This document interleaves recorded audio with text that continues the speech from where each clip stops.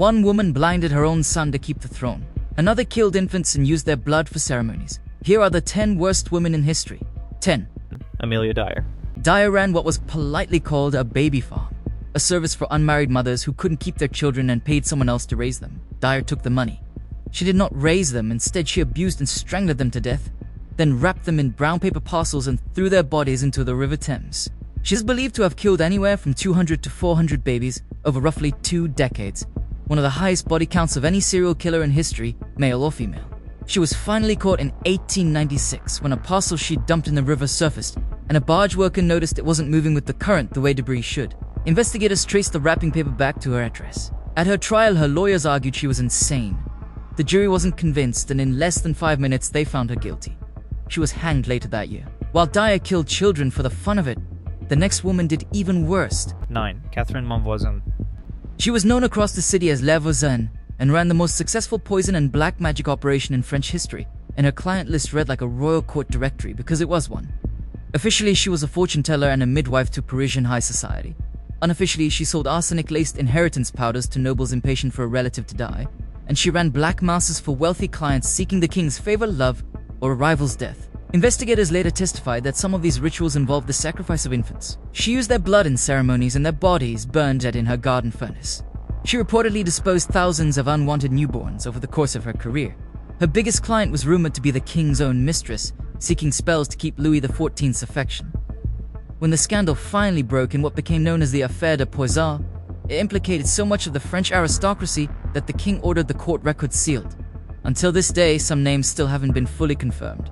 Monvoisin was arrested, tortured for a confession, and burned alive at the stake in a public square in 1680. She reportedly fought her executioners the entire way, cursing the crowd until the flames reached her. 8. Marianne Cotton. Cotton buried 4 husbands, a lover, her own mother, and somewhere between 11 and 21 of her own children. Crazy thing is, every single one of them died the same way. All her victims died of serious stomach cramps.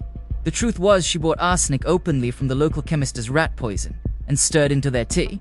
Each death paid out a life insurance policy. Each policy funded the next relationship. She wasn't hiding a body count, she was running a business model, and grief was just the overhead. Neighbors started calling her Black Widow long before anyone thought to call the police. She was finally caught when a workhouse official grew suspicious of yet another dead stepson and had the boy's stomach tested. She was later arrested and hanged in 1873. Cotton buried her victims quietly in English churchyards. Number 7 buried millions in mass graves and called it a revolution. 7. Jiang Qing. Jiang Qing was Chairman Mao's 4th wife. During the Cultural Revolution, she became the most feared and powerful woman on earth. Her official title barely mattered. What mattered was who she pointed at. As leader of the so-called Gang of Four, she helped orchestrate a decade of purges that saw intellectuals, teachers, artists, and political rivals publicly tortured and killed. Anyone she personally disliked could be labeled a counter-revolutionary, a label with no appeal process and frequently a death sentence. She used state theater and propaganda as a personal weapon, deciding which films were treason and which operas were loyalty. Historians estimate the Cultural Revolution's death toll in the hundreds of thousands to over 1 million, with Jiang Qing among its chief architects. After Mao's death in 1976, she was arrested within a month. At her trial, she reportedly showed no remorse, declaring that she was only Mao's dog. Whoever he told her to bite, she bit. She was sentenced to death, later commuted to life in prison, and died by suicide in 1991. Jiang Qing weaponized an entire government. Number 6 needed nothing but a whip and a lampshade. 6. Iise Koch. Koch was the wife of the commandant of Buchenwald concentration camp. She turned her husband's position into her own private reign of terror. Prisoners called her the Witch of Buchenwald, and even hardened officers reportedly found her disturbing. She was accused of selecting prisoners with distinctive tattoos, having them killed, and having their skin tanned and turned into household items and lampshades. Survivors testified to seeing these items in her home. She rode horseback through the camp with a whip and reportedly beat prisoners for the offense of looking at her.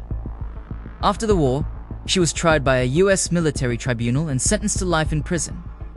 The sentence was later reduced due to insufficient physical evidence, a decision that caused public outrage across the world. She was retried by a German court in 1951 and sentenced to life again. She spent the rest of her life in prison and died by suicide in 1967, while still maintaining that she was simply a housewife who got swept up in circumstance. Koch's cruelty was personal and small-scale. Number 5's cruelty rebuilt an entire empire around her. 5. Zetian. Zetian remains the only woman to ever rule China in her own name as emperor, not empress. And she didn't get there by asking nicely. She started as a low-ranking concubine and ended up eliminating nearly everyone standing between her and the throne. She alleged smothered her own infant daughter and framed the empress for the murder, clearing her path to become empress herself. True or exaggerated, what's certain is the years that followed. She established a secret police network that encouraged citizens to report their neighbors. She also carried out purges against the aristocracy and was linked to the deaths of several family members who stood in her way, including 2 of her own sons. Once she took power, she expanded the empire and ran one of the most stable and prosperous stretches of the Tang dynasty. History doesn't often produce a ruler who could be both ruthless and remarkably effective. She ruled until age 80, stepped down under pressure, and died peacefully months later. Zetian ruled by fear and left behind a stronger empire. Number 4 ruled by fire and left behind a nickname that outlived her. 4. Mary of England. History remembers her by one name, Bloody Mary. She took the throne determined to drag England back to Catholicism after her father Henry VIII had broken from Rome. Over roughly 4 years, close to 300 Protestants were burned at the stake for refusing to recant their faith, including bishops and teenagers. Some executions were public spectacles designed to terrify entire towns into compliance. Crowds gathered, sermons were read over the flames. It didn't work. It made martyrs instead of converts, and it's the reason her name still carries the word bloody 5 centuries later. She died childless after only 5 years on the throne. In her course to secure the Catholic future, she burned so many people. Her half-sister Elizabeth reversed nearly everything within a year of taking power. 3. Empress Irene of Athens. Irene started his reign for her young son, Emperor Constantine VI. She was supposed to hand over power once he came of age, but she had other plans. As Constantine grew older and attempted to take control of the empire, Irene spent years quietly stripping away his power. She turned key military leaders against him, weakened his authority at every opportunity, and ultimately had him arrested. Then, in 797 AD, she gave the order that shocked the Byzantine world. Her own son was brutally blinded in the very palace room where she had claimed he was born. The injuries were so severe that he reportedly died just a few days later. With her only child gone, Irene became the first woman to rule the Byzantine Empire in her own name. She held the throne for 5 years before being overthrown and exiled to the island of Lesbos, where she died in poverty. Bro, such an humbling end. 2. Ranavalona. When Ranavalona took power, she sealed the island off from the outside world almost entirely, banning foreign trade, expelling missionaries, and ruling for over 3 decades with almost no outside interference. It was total isolation, enforced by total terror. Accused criminals didn't get trials. They were forced to swallow poison. Guilt or innocence was decided by whether their body survived it. Thousands died this way. She also ordered mass forced labor projects where soldiers and laborers marched hundreds of miles through jungle terrain with little food, and entire columns collapsed before the work was even finished. By the end of her 33-year reign, historians estimate Madagascar's population had fallen by roughly half. As many as 2.5 million people gone.